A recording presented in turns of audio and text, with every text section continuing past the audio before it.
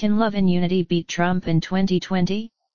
Cory Booker wants, it's a message that sets him apart in a large and growing Democratic field. Booker isn't the only candidate talking about bringing a polarized nation together, but some of his rivals have tried to channel their party's anger at President Donald Trump.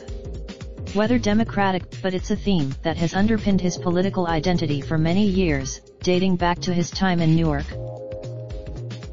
I am committed.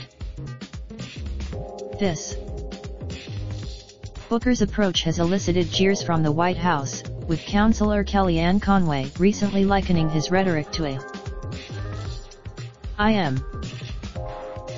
A central part of Booker's pitch is his time as mayor of Newark, and the political grit it took to get him there. After moving into theirs.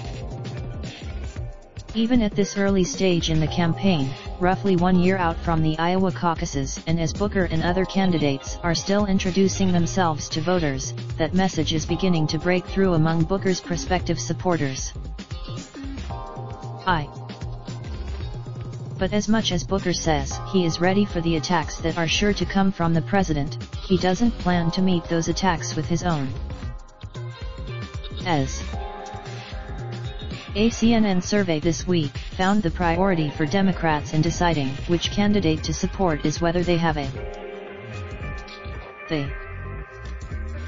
It might also bode well for Booker that campaigns centered on love and national unity have a winning track record with Democratic presidential candidates, including Barack Obama in 2008 and Jimmy Carter in 1976. Booker has pointed there. Iowa was the launching pad for Obama's successful 2008 campaign, and Booker's team hopes a message of love will again resonate with voters in the key caucus state. He is already on stage. Booker's voice was giving out after 2 grueling days of travel around the state. But he remained firm. I am there. Raindrop, drop top smoking, no cooking the hot pot.